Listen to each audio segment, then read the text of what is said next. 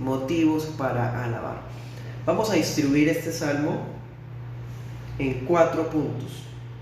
Vamos desde el versículo 1 hasta el 7, primera parte. Vamos a titularla Desierto. Luego 2, versículos 8 hasta el 20. Vamos a titularla Prisión y enfermedad. Luego vamos a ir desde el versículo 21 hasta el 30. Vamos a titularlo Mar. Y cuarto punto, versículos 31 al 43, vamos a titularlo Sequía y opresión. Bueno, esos titulillos van a responder al contenido, a la temática del capítulo, ¿sí? Vamos a mirar que en este salmo el escritor invita a que el pueblo del Señor alabe a Dios por 4 razones en resumen. Son las que acabo de decirles. Primeramente les digo lo siguiente: el autor de este salmo es desconocido, es un anónimo. Sin embargo, hay quienes piensan que el escritor de este salmo fue David, debido a la ubicación en la que está. Además, no debemos pasar por alto de que este salmo es el primero del libro quinto. Dese cuenta, allí en su Biblia dice libro quinto. Por ejemplo, aquí en la Reina Valera 60 dice libro quinto. Salmos, al ser un libro tan largo, se ha distribuido desde los textos originales de esta forma, como en 5 grupitos. Este quinto libro es el libro que comienza con estos salmos, los salmos Jalel, los salmos de los cánticos graduales, que ya los estudiamos, y otros tipos de salmos que se cantaban en la Pascua y demás. Entonces nos va a resultar muy interesante que este salmo sea el primerito del libro quinto. Bueno, por otro lado, pues si no se sabe el autor, es muy difícil precisar la fecha en que se redactó. Así que, en caso de que haya sido David, pues sería siglo XI antes de Cristo. Pero hay otras personas, otros eruditos que piensan que este salmo fue escrito en el periodo posexílico, porque da a entender como si el Señor estuviera trayendo de la expansión, de la dispersión a los israelitas de nuevo. Entonces por eso algunos piensan que es posexílico, o sea, del periodo cuando los israelitas están regresando de su cautividad de Babilonia. Como sea, hermanos, si me preguntaran a mí qué pienso, en mi sencillísima opinión, creería que de David, por la ubicación. Pero como sea, hermanos, independientemente de su autor o de su escritor, vamos a mirar esta invitación tan maravillosa, que por cierto empieza en este versículo 1 y dice: alaben a Yahvé porque Él es bueno, porque para siempre es su misericordia. Ahora mire el Salmo 106.1. Salmo 106.1 dice: aleluya, alaben a Jehová porque Él es bueno, porque para siempre es su misericordia. Ese es el estribillo de la Biblia, el cántico que conecta los libros. Usted lo ve en 2 de Crónicas 5, lo ve en el Salmo 100 y lo va a ver, etcétera. Ya hemos hecho referencia a eso. Entonces el autor aquí nos está diciendo: alaben al Señor porque Él es bueno, porque para siempre es su misericordia. Ya en los salmos anteriores hemos visto esta razón, algo maravilloso, algo que nuestro corazón debe recordar en lo posible todos los días, hermanos. Pero este salmista quiere darnos otras razones. Vamos a mirar 4 razones más. Además de que Dios es bueno y que para siempre es su misericordia, Él va a apelar a la experiencia. ¿A qué tipo de experiencias? No va a apelar a experiencias de visiones, ni de ayunos espiritualistas. El Salmo va a apelar o va a referirse a experiencias que todos los cristianos, tanto individualmente como de manera congregacional, vamos a sufrir o a pasar en nuestra vida aquí en la tierra. No podemos pasar por alto que somos peregrinos, hermanos. Somos peregrinos en este mundo. Por lo tanto, mientras estemos en este peregrinaje, vamos a tener que pasar por tribulaciones y situaciones difíciles, las cuales se describen en estos 4 puntos. Primero, versículos del 1 al 7, el desierto. El Salmo está hablando en términos literales, está hablando de algún fragmento, algún remanente pequeño del pueblo de Dios que estaba en el desierto.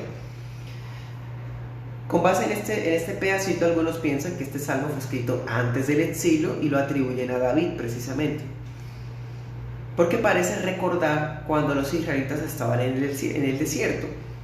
Pero como no es tan preciso, entonces da la oportunidad de pensar de que está hablando de cualquier creyente que esté pasando por un desierto. ¿Está pasando por un desierto en qué sentido? Pensemos una caravana. En este tiempo, en los tiempos bíblicos, las caravanas era algo tradicional, era algo propio de las comunicaciones internacionales, de las rutas comerciales y demás. Entonces está hablando de algún grupo de personas creyentes que se perdió. Entonces nos dice que estaban perdidos y que su provisión se estaba acabando, tenían sed, y que cuando clamaron al Señor, el Señor los escuchó. Alábenlo por eso. Hermoso. O sea, está apelando a un testimonio en el que cuando estábamos en plena soledad, el Señor respondió. Nosotros quizás ni siquiera conocemos un desierto literalmente, pero sí que pasamos por desiertos espirituales, hermanos.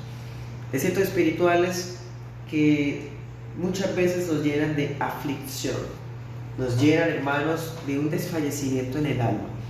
Pero sí o no, que cuando clamamos, Él viene y nos libra. Entonces alaben al Señor por eso.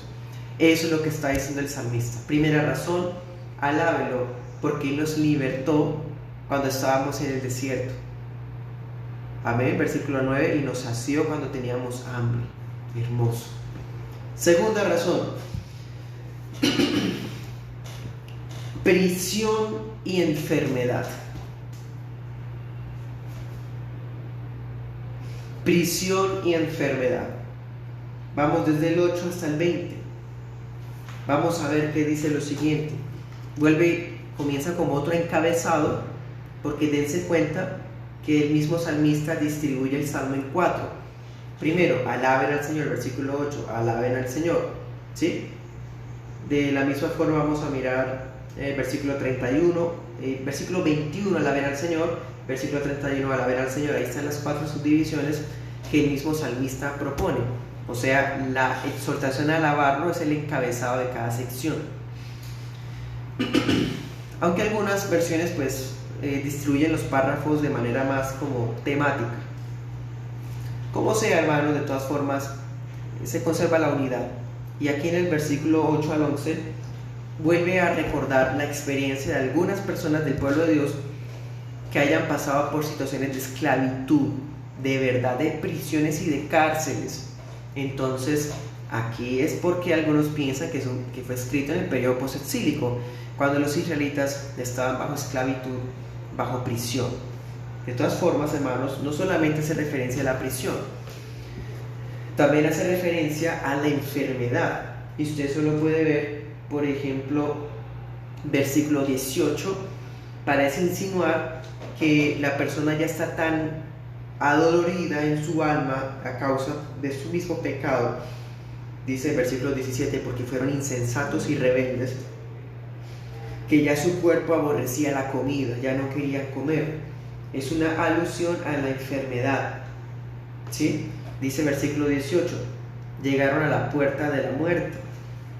Entonces vemos que está hablando de una cárcel literal, pero también de una enfermedad literal. De todas formas, hermanos, es posible aplicarlo de la siguiente manera. Las prisiones más terribles de nuestra vida son, por ejemplo, la depresión, la ansiedad, ataques de pánico, ataques de soledad. Esas cosas, hermanos, amigos, también pueden compararse a prisiones y son cosas reales. Son cosas que Él vea, los hijos de Dios no están exentos y muchas veces vamos a quedar atrapados allí a causa de nuestra rebeldía de corazón, muchas veces a causa de nuestra falta de arrepentimiento, el descuido de los medios de gracia como la oración, ¿cierto? De todas formas, el salmista quiere aclarar lo siguiente: hasta esas situaciones son motivos de alabar al Señor porque no nos dejó metidos allí, sino que cuando clamamos, versículo 13 dice, Él nos libró de la aflicción y nos sacó de las tinieblas, de la sombra de muerte, rompió nuestra prisión. Los hermanos y creyentes pueden pasar por esas presiones, sí, hermanos, pero viene nuestro Rey invencible y rompe las prisiones. Versículo 16, quebranta las puertas de bronce, desmenuza los cerrojos de hierro. No hay cárcel, hermanos, ni barrote, ni celda tan dura que la palabra no pueda quebrar. De la misma forma la enfermedad. No olvidemos tantos testimonios que hay en los evangelios, cuando Cristo sanaba paralíticos, sordos, ciegos, mudos, ¿cierto? Resucitó muertos. El Señor Jesús puede sanar nuestras dolencias también, en su voluntad y en su soberana providencia. Tercera razón, tercer motivo para alabar al Señor nuestro Dios. Versículo 31 al 38. Alabe la misericordia de Jehová. Versículo 32, exáltelo en la congregación. Aquí vamos a ver que en esta segunda sección cambia como los destinatarios. En las primeras partes casi que habla de manera singular, haciendo referencia a experiencias personales. Y aquí en el versículo 31 ya habla escuetamente, explícitamente, de que la congregación de la iglesia, pensemos una familia, una iglesia local, ¿sí? Versículo 31-33, ahora 33 dice, Él convierte los ríos en desierto. Tercer punto, sequía. En estas tierras de Israel, ustedes bien saben, recuerdan por ejemplo la sequía que hubo en Génesis, cuando Abraham descendió a Egipto, cuando Isaac descendió a Egipto, cuando Jacob descendió a Egipto, cuando hubo la sequía en el profeta Joel, cuando hubo la sequía en días de los reyes. Entonces, dense en cuenta, esta zona sufría sequías de manera frecuente. De todas formas, aquí el salmista está diciendo, el Señor convierte los ríos en desierto. Si usted recuerda, en los libros, por ejemplo, de Deuteronomio y Levítico, dice que la sequía es una forma de castigar el pecado. Cuando la tierra se ha apartado del Señor, el Señor la castiga a través de la sequía. Los israelitas desobedecían mucho, se apartaban mucho, y el Señor los disciplinaba a través de las sequías. Y eso usted lo puede ver en días, por ejemplo, del rey Joram en Israel, ¿cierto? De todas formas, cuando el pueblo se arrepiente, cuando el pueblo se arrepentía, el Señor convertía la sequedad en fuente de agua. Ojo con esto. No solamente Dios es capaz de traer un río en medio de un desierto, sino que también es capaz de convertir el río en desierto. Dios es capaz de tornar lo malo para el bien de sus hijos, pero también Dios usa lo bueno que le ocurre a los impíos para el mal de sus propias vidas. Es algo que usted y yo debemos saber. Romanos 8:28 dice que los que aman a Dios todas las cosas les ayudan para bien. Quiere decir que las cosas malas que ocurren para los hijos de Dios, Dios las torna para nuestro beneficio. Pero para las personas que están fuera de Cristo, incluso las cosas buenas que les pasan es para su mal. Se lo digo de esta manera. ¿Cuántas veces las personas que están sin Cristo creen que no necesitan a Cristo porque ya tienen todo? Entonces aquello que era bueno para ellos supuestamente termina siendo para mal. Ay, hermanos, es lamentable, pero el Señor nuestro Dios usa hasta esas cosas y tenemos que tener nuestros ojos abiertos al ver y contemplar esto. Alabemos al Señor por ello. Cuarto punto y final, opresión. Versículos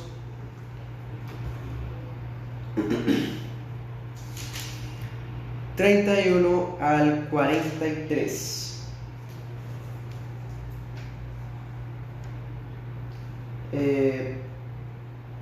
Sí. Versículos 39 al 43, disculpen. 39 al 43, opresión. Sequía y opresión. Bueno, ese es el cuarto punto, estaban los dos unidos. No solamente sequías de carácter literal, sino también opresión. La opresión se refiere aquí, dice el versículo 40, da a entender de que hay una tiranía, de que hay personas subyugando, oprimiendo a los creyentes, ¿sí? Entonces el salmista termina diciendo: el Señor fortalece a los necesitados, ¿sí? Multiplica sus familias que parecen rebañitos, y lo hace para que los justos vean. Hermanos y amigos, el Señor nos permite ver el bien de nuestros hermanos. No es para envidiarlos ni tener celos, sino para que nos alegremos y tengamos otro motivo para alabar al Señor. Amén. 43 dice: el que sea sabio guardará estas cosas y entenderá las misericordias de Yahvé. Lo hacen pregunta, ¿no? ¿Quién lo entenderá? Señor, yo quiero entender esto. Yo quiero entender que nuestras experiencias, nuestras vivencias y situaciones difíciles son para que yo alabe al Señor, para que yo vea las misericordias de Jehová en mi vida, en mi familia y en los otros hermanos. Esos son los motivos para alabar al Señor. Oremos.